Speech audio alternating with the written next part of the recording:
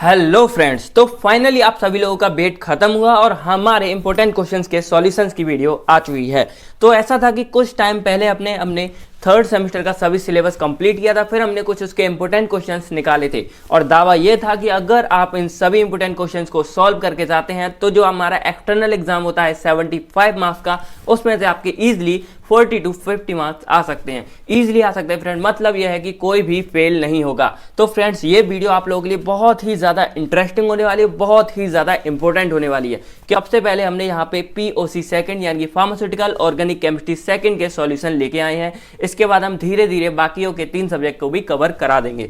तो ये हमारी पहली वीडियो है। सबसे पहले मैं आपको बताना चाहूँगा कि यहाँ पे 2 मार्क्स के जो क्वेश्चन हैं वो हमने 30 रखे थे और वो ऐसा था कि कोई भी क्वेश्चन बन सकता है 2 में, इसलिए वो हमने प्रैक्टिस के लिए 30 क्वेश्चन रखे थे। अगर आप उनको सॉल्व करेंगे तो बहुत ज़्यादा हेल्प मिलेगी। तो सबसे पहले हम आपको 2 मार्क्स के क्वेश्चनों के सॉल्यूशन दिखाने वाले हैं। बाकी जो हमारे 5 और 10 मार्क्स के क्वेश्चन हैं, तो अगर मैं उसको वीडियो में कवर करता तो बहुत ही ज़्यादा लेंदी हो जाते, इसलिए मैं आपको इस फोन से अपने दिखाऊंगा कि किस तरह आप उन क्वेश्चंस को देख सकते हैं, उन सभी क्वेश्चंस के आपको सॉल्यूशन। ये था हमारा 2 मार्क्स के क्वेश्चंस के सॉल्यूशंस।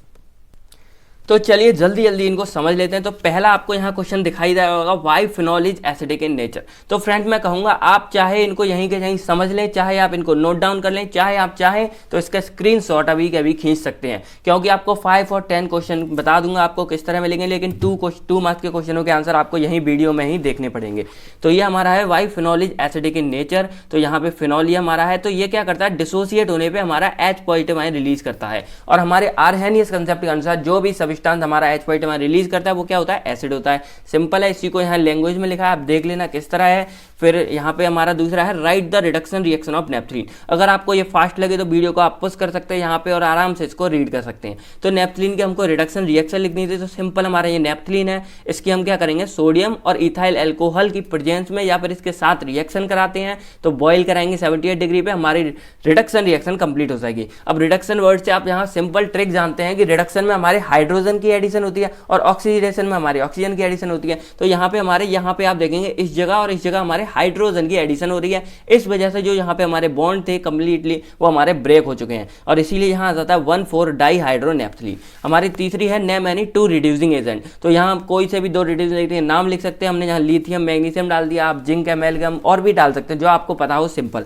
फिर हमारा है write the oxidation reaction of phenanthrene. तो ये फिनांथ्रीन ऑक्सीडेशन रिएक्शन इसकी लिखनी है सिंपली, तो हमने यहाँ पे इसकी ऑक्सीडेशन रिएक्शन लिख रखी है, ये आप देख सकते हैं। इसके बाद आप चाहें लैंग्वेज लिख सकते हैं, लेकिन इसकी लैंग्वेज इसकी बड़ी है तो आप चाहें तो सिंपल इसके डायग्राम ये बना सकते हैं। अब ऑक्सीडेशन तो मैंने आपसे बोला था यहाँ ऑक्सीजन की एडिशन होती है, तो देखिए ये हमारा था पूरा का पूरा फिनांथ्रीन। इसके बाद यहाँ पे 2 जगह पे हमारे ऑक्सीजन ऐड हुए हैं, फिर नेक्स्ट स्टेप में हमारे यहाँ पे एक और ऑक्सीजन ऐड हो गए और फाइनली हमारा बनता है डाइफेनिक एसिड। तो सिंपल ऑक्सीडेशन है, फिनांथ्रीन से डाइफेनिक एसिड में कन्वर्ट हो जाता है। फिर हमारे यहाँ 5वां है कि right the reaction of cyclopropane. तो ये इसलिए डाला था क्योंकि मतलब कोई सी एक रिएक्शन पूछ सकते हैं साइक्लोप्रोपेन की या साइक्लोब्यूटेन की, तो ये आपको प्रिपेयर इसके लिए रहना चाहिए। तो यहाँ मैंने एक एडिशन रिएक्शन आपको करके दिखा दी है। साइक्लोप्रोपेन है, इसकी ब्रोमीन के साथ रिएक्शन कराते हैं CCl4 की प्रेजेंस में, यानी कि ये डार्क में होती है और हमारा ये ब्रोमीन यहाँ पे और यहाँ पे ऐड हो जाता है, हमारा बन जाता है 1,3 डाइब्रोमोप्रोपेन। अब हमारा यहाँ है 6 question, name the product form by Friedel Crafts acylation of benzene. अब हमारे कुछ इस तरह के क्वेश्चन आते हैं कि आप लोगों को लगेगा बहुत ज़्यादा सिंपल है, लेकिन एक्चुअल में देखा जाए तो यहाँ पे पूछा प्रोडक्ट कौन सा फॉर्म होता है फ्रीडल क्राफ्ट एसाइलेशन बेंजीन के में। तो अगर आपको ये रिएक्शन पूरी आती होगी तभी आपको पता होगा कि यहाँ हमारा कौन सा प्रोडक्ट फॉर्म होता है। तो हमें पता है यहाँ हमारा एसीटोफ्यूरॉन फॉर्म होता है क्योंकि हम लोग को रिएक्शन आती थी। सिंपल है, इसका हम डायग्राम बना देते हैं 2 मार्क्स में, तो एक डायग्राम एक इसका। फिर हमारा right the mechanism of esterification reaction. अगर फ्रेंड ये आपको कोई सिंपल लगती है तो आप चाहें तो इसको पूरा रिएक्शन लिख सकते हैं, जिससे आपको बहुत ज़्यादा अच्छे मार्क्स मिलेंगे। फिर हमारा what is the mechanism of esterification reaction. तो यहाँ हमारा स्टरीफिकेशन अगर मैकेनिज्म की बात की जाए वैसे तो बहुत ज़्यादा लेंथी क्वेश्चन हो जाता है, लेकिन सिर्फ 2 में है तो हम क्या करेंगे, इसकी सिर्फ रिएक्शन लिख देंगे और ये हमारे लिए सूटेबल होगी। तो क्या है, हमारे कार्बोक्सिलिक एसिड की रिएक्शन एल्कोहल के साथ कराते हैं, तो जब ये दोनों आपस में ऐड हो जाते हैं तो हमारी स्टरीफिकेशन रिएक्शन कहलाती है और हमारा ईस्टर फॉर्म होता है। मतलब सिंपल है, ईस्टर बन रहा है और वो रिएक्शन हमारी क्या है, ईस्टरीफिकेशन, और वाटर हमारा यहाँ रिमूव हो जाता है। अब हम समझते हैं अपना 8वां क्वेश्चन 9वां। तो यहाँ पे आप देखेंगे फ्रेंड्स एक क्वेश्चन जो है वो हमारा मिसिंग है। तो वो क्वेश्चन हमारा ये है कि हमारा स्ट्रक्चर बना था हमको ऑर्थोक्रिसोल का, तो वो यहाँ पे मिसिंग हो गया। तो मैं आपको यहाँ बना के दिखा दे रहा हूँ, आप उसको सिंपली नोट डाउन कर सकते हैं। तो जैसे ये है हमारा कि राइट द स्ट्रक्चर ऑफ ऑर्थोक्रिसोल। तो ये हमारा ऑर्थोक्रिसॉल है, यहाँ पे देखेंगे ये हमारा फिनॉल है और यहाँ पे हमारा अटैच है CH3 और यही पूरा स्ट्रक्चर कहलाता है ऑर्थोक्रिसॉल का। फिर हमारा यहाँ आता है 9वां question, write the use of resorcinol. तो रिसोर्सिनॉल का हमने यहाँ स्ट्रक्चर बना दिया, 2 यहाँ OH यहाँ पे और यहाँ पे समझ रहेंगे ऑर्थो पैरा, तो सॉरी मेटा, तो मेटा पोजीशन पे जहाँ हमारा ये अटैच है ऑर्थो। तो आप लोगों को ये तो याद ही होगा किस तरह से क्या होता है। तो ये हमारा होता था मेन की कार्बन, इसके बाद यहाँ आती थी हमारी ऑर्थो पोजीशन, फिर मेटा पोजीशन, फिर यहाँ पैरा पोजीशन। अब हमारा ये यूज कहाँ होता है, रेजन्स की मैन्युफैक्चरिंग में यूज होता है, फिर हमारा डिसइंफेक्टेंट की मैन्युफैक्चरिंग में यूज होता है। फिर हमारी ये व्हाट इज सपोनिफिकेशन। तो सिंपल रिएक्शन फ्रेंड्स हमको पता है कि जिसमें हमको सोप बनाना होता है, जिस रिएक्शन में हम फैट्स एंड ऑयल से सोप में कन्वर्ट करते हैं वो हमारी सपोनिफिकेशन रिएक्शन कहलाती है। अब अगर ये लेंथी में आती है तो आपको पता है इसकी आपको इतनी बड़ी डेफिनेशन लिखनी है, एक एग्जाम्पल देना है, इसके बाद इसकी जो रिएक्शन है वो आपको लिख देनी है, आपका ये 5 के अकॉर्डिंग सुटेबल हो जाएगा। फिर हमारा है व्हाट इज ईस्टर वैल्यू। तो ईस्टर वैल्यू हमारी सिंपल है कि KOH की कितनी रिक्वायरमेंट होती है मिलीग्राम की फॉर्म में किसी भी ईस्टर जो हमारा प्रेजेंट होता है उसको सपोनिफाई करने के लिए। मतलब सिंपल है कि जहां हम ईस्टर से सपोनिफाई कर रहे हैं, मतलब सपोनिफिकेशन प्रोसेस कर रहे हैं, तो उसे करने के लिए हमें KOH की रिक्वायरमेंट कितनी होती है। यहाँ सपोनिफिकेशन जो प्रोसेस होती है, जब हम टाइट्रेशन वगैरह के द्वारा करते हैं तो वहां पे हम जो ऊपर लेते हैं ब्यूरेट में वो हमारा KOH होता है।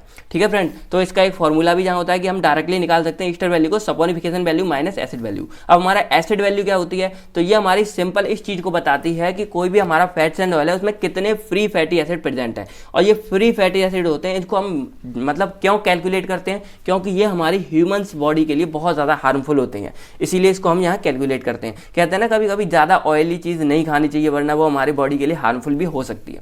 फिर हमारा what is basic of Sachse-Mohr theory. तो इनकी थ्योरी के अकॉर्डिंग इसको हम थ्योरी ऑफ स्ट्रेनलेस रिंग भी बोलते हैं। ये वर्ड आपको हमेशा याद रखना है क्योंकि 5 में कभी भी कोई से नाम से पूछी जा सकती है। थ्योरी ऑफ स्ट्रेनलेस रिंग, ये मैंने यहाँ भी लिख दिया थ्योरी ऑफ स्ट्रेनलेस रिंग। तो इसका सिंपल ये कंसेप्ट था कि इन्होंने हमारे बेयर बाबा के अकॉर्डिंग क्या था कि कोई भी सब्सटेंस है उस पर स्ट्रेन पड़ रहे हैं, मतलब उस पर दबाव पड़ रहा है, लेकिन इन्होंने कहा कि भाई जो हमारा सब्सटेंस है, कंपाउंड है, जो साइक्लोएल्केन्स है वो हमारे 3D में होते हैं, मतलब को प्लेनर नहीं है, प्लेनर नहीं है। इस वजह से क्या उन पर कोई भी दबाव जब वो नहीं पड़ता है। तो यही इनका बेसिक था कि वो प्लेन में नहीं है, जिस वजह से उन पर कोई स्ट्रेन नहीं पड़ता, तो स्टेबिलिटी का इशू ही नहीं आता। यहाँ हमारा क्वेश्चन है कि arrange in order of increasing acidity. Acidity को इंक्रीज करना इस ऑर्डर में लिखना है। तो सिंपल है फ्रेंड्स, फिनॉल, नाइट्रोफिनॉल ये है। तो जो हमारे यहाँ पे नाइट्रो ग्रुप अटैच है, यहाँ पे 1 है, यहाँ 2 है, यहाँ 3 है। तो नाइट्रो ग्रुप हमारा क्या होता है, इलेक्ट्रॉन विथड्रॉइंग ग्रुप होता है। तो वो क्या करता है, यहाँ से इलेक्ट्रॉन ले लेता है। मतलब क्या है कि यहाँ जो फिनॉक्साइड आयन कन्वर्ट हो जाता है वो थोड़ा सा प्रॉब्लम देता है। तो यहाँ पे जब 3 हमारे नाइट्रो ग्रुप अटैच है इस वाले में, तो वो 3 लोग मतलब इसकी हेल्प कर रहे हैं। यहाँ पे 2 लोग हेल्प कर रहे हैं, यहाँ 1 लोग, यहाँ कोई नहीं, अकेला है। तो सिंपल है फ्रेंड, यहाँ पे ज्यादा लोग हेल्प कर रहे हैं तो ये ज्यादा स्टेबल होगा, और जितनी ज्यादा स्टेबल उतना ज्यादा कोई कंपाउंड एसिडिटी होती है, उसका मतलब उतना ज्यादा एसिडिक होता है। तो सिंपल ये सबसे ज्यादा एसिडिक, फिर ये, फिर ये, फिर ये। सिंपल है फ्रेंड्स हमारा। अब हम देख लेते हैं अपना 15 क्वेश्चन हमारा क्या कहता है कि name of the product of nitration of टॉलिन। Sorry, nitration of टॉलिन, हम टॉलिन की जब नाइट्रेशन कराते हैं तो क्या प्रोडक्ट बनता है। तो यहाँ सिंपल हमारा बन जाता है 2,4,6 ट्राई नाइट्रोटॉलिन। मतलब यहाँ पे 3 जगह पे मैं नाइट्रो ग्रुप अटैच हो जाते हैं जब हम टॉलिन की नाइट्रेशन कराते हैं। आप चाहें तो इसकी पूरी रिएक्शन लिख सकते हैं, अच्छे नंबर मार्क्स मिलेंगे।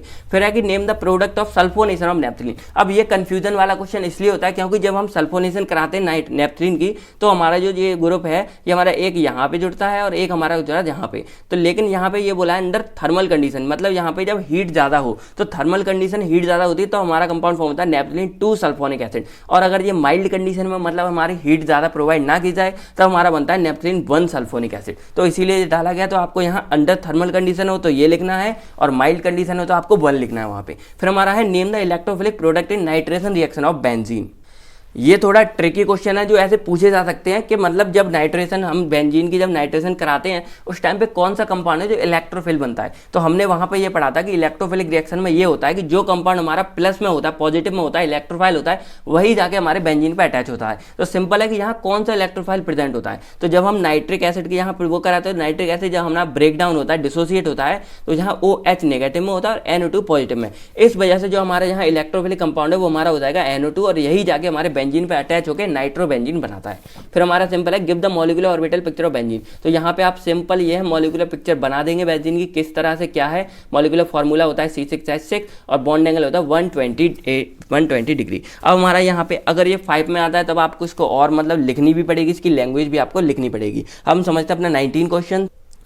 तो इसमें सिंपली हमको कुछ नहीं करना, give instruction use of DDD. तो आप डीडी की चाहो तो फुल फॉर्म लिख सकते हो, डाई क्लोरो डाइफिनाइल ट्राइक्लोरोइथेन। और फुल फॉर्म से ये है कि आपको ये याद रहेगा कंपाउंड, क्योंकि डाई क्लोरो मतलब एक क्लोरो यहाँ एक यहाँ पे है, डाई क्लोरो और डाइफिनाइल है, ये एक ग्रुप पूरा फिनाइल को बोला गया, ये फिनाइल, उसके बाद ट्राइक्लोरोइथेन, ये इसको हमारा मेन बेस रखा गया ट्राइक्लोरोइथेन। फिर इसका यूजेस क्या है कि ये पेस्टिसाइड कंट्रोल में यूज होता है। उसके बाद मॉस्किटो जो मच्छर वगैरह होते हैं उसको कंट्रोल करने में यूज करते हैं, जो मलेरिया वाले मच्छर होते हैं। फिर हमारा है कि what is Friedel Crafts acylation explain with suitable example. तो यहाँ सिंपल हमको रिएक्शन बता देनी क्या है। तो फ्रीडल क्राफ्ट एसाइलेशन एक्चुअल में जो रिएक्शन होते हैं उसमें क्या होता है कि कोई एक एसाइल ग्रुप होता है जिसकी हम एरोमेटिक रिंग के साथ रिएक्शन करा देते हैं एडिशन। अब एग्जांपल के लिए हमने यहाँ बेंजीन वाली रख दी है, तो बेंजीन के हम यहाँ एसिटाइल क्लोराइड के साथ रिएक्शन कराते हैं तो AlCl3 की प्रेजेंस में होती है। ये इसकी पहचान होती है फ्रीडल क्राफ्ट की कि हमारी प्रेजेंस होती है AlCl3। तो हमारा कंपाउंड सिंपल फॉर्म हो जाता है एसिटोफेनोल, जो हम पहले भी देख चुके हैं। फिर हमारी रिएक्शन है give structure use of naphthalene. तो नेप्थलीन का हमें ये स्ट्रक्चर हमें पता है, नेप्थॉल, तो ये एक डेरिवेटिव होता है नेप्थलीन का, ये हमारा स्ट्रक्चर है।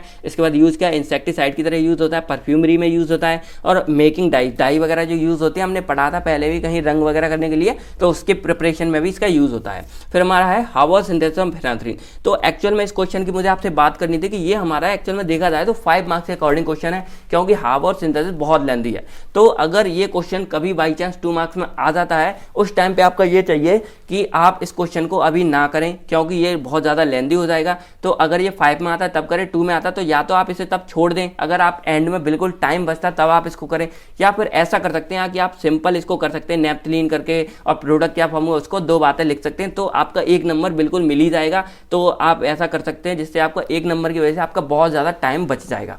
तो ये आपको थोड़ा बहुत दिमाग भी चलाना पड़ता है जब एग्जाम हम देते हैं। बाकी मैं वीडियो बनाऊंगा कि किस तरह से हम एग्जाम पेपर में अपने एग्जाम को सॉल्व करेंगे, पैटर्न क्या होगा, किस तरह क्या लिखेंगे। तो फ्रेंड्स, अगर आप बी फार्मेसी के स्टूडेंट हैं तो चैनल को सब्सक्राइब जरूर कर लें, आपके लिए बहुत ज़्यादा हेल्पफुल चैनल है ये। फिर give the stability order of cycloalkane. तो साइक्लोएल्केन स्टेबिलिटी का ऑर्डर तो साइक्लोहेक्सेन सबसे ज़्यादा होता है, साइक्लोपेंटेन होता है, फिर साइक्लोब्यूटेन होता है, फिर साइक्लोप्रोपेन होता है। अब बेयर स्ट्रैंड की थ्योरी किया था कि पेंटेन हमारा ज़्यादा हो जाता है, लेकिन एक्चुअल में ऐसा नहीं है, एक्चुअल में हमारा साइक्लोहेक्सेन ज़्यादा स्टेबल होता है।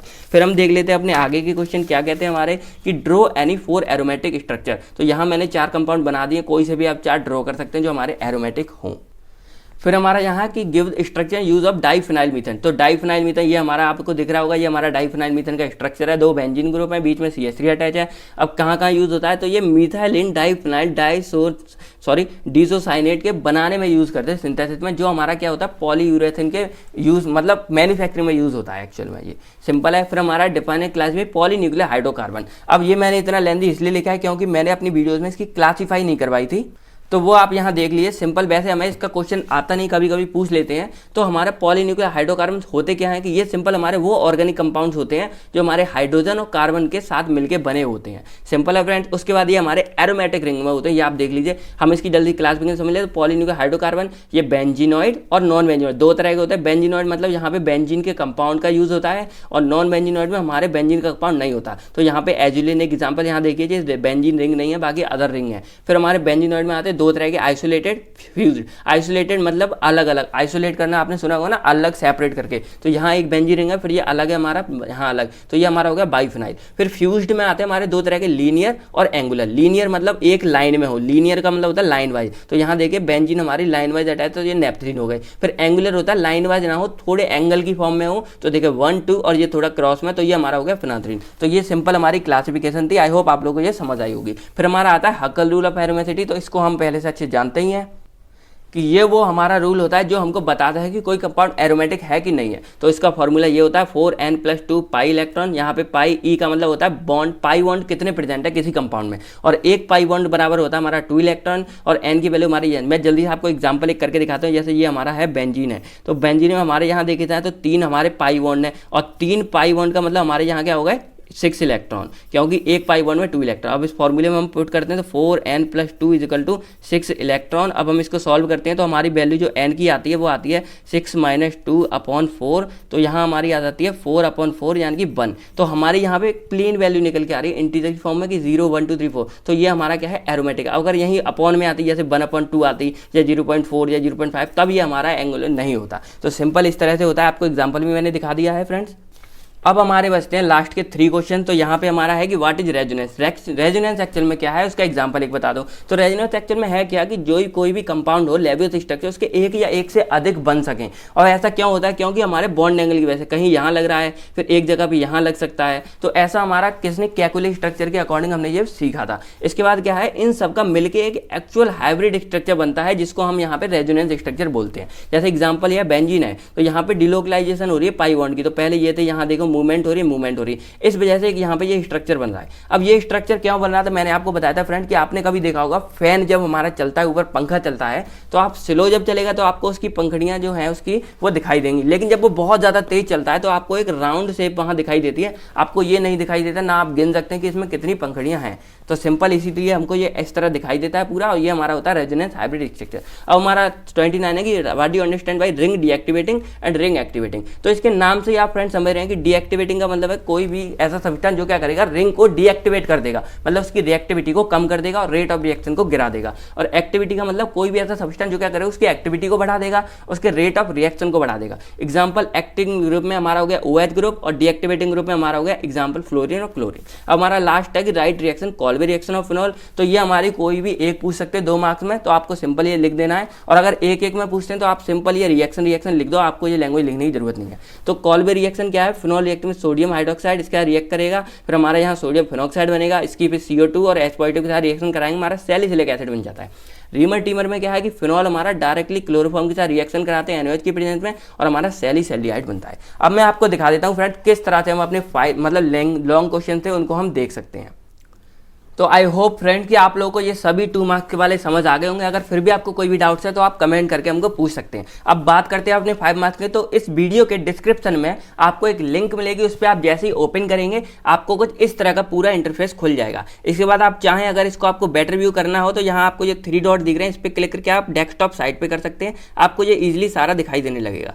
फिर आप यहाँ पे फ्रेंड देखेंगे, थोड़ी देर लोड हो जाए, मैं आपको दिखाता हूँ। फिर तो सिंपल है फ्रेंड्स, आप ये देख सकते हैं, आपको सारे के सारे यहाँ देखिए, और most important question answer solution unit first है, यहाँ पे आप ऐसे देखते जाएंगे। उसके बाद ये क्वेश्चंस है, सारे के सारे मैंने लिख दिए हैं विद एक्सप्लेन। अगर आपको कोई भी क्वेश्चन में डाउट आता है तो आप यहाँ पे देखेंगे फ्रेंड्स कि इस क्वेश्चन के यहाँ पे ये वीडियो की लिंक है, इसी के ऊपर आप इस पर क्लिक करके और डायरेक्टली आप किसी भी वीडियो पे ऊपर जा सकते हैं। ठीक है फ्रेंड, तो सिंपल है फ्रेंड्स।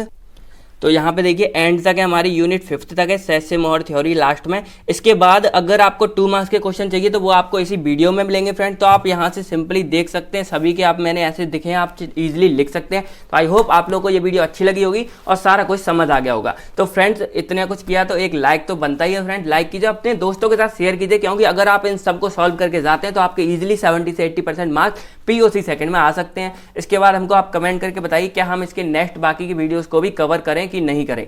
ठीक है फ्रेंड, तो तब तक के लिए thank you friends, take care and all the best for your exam.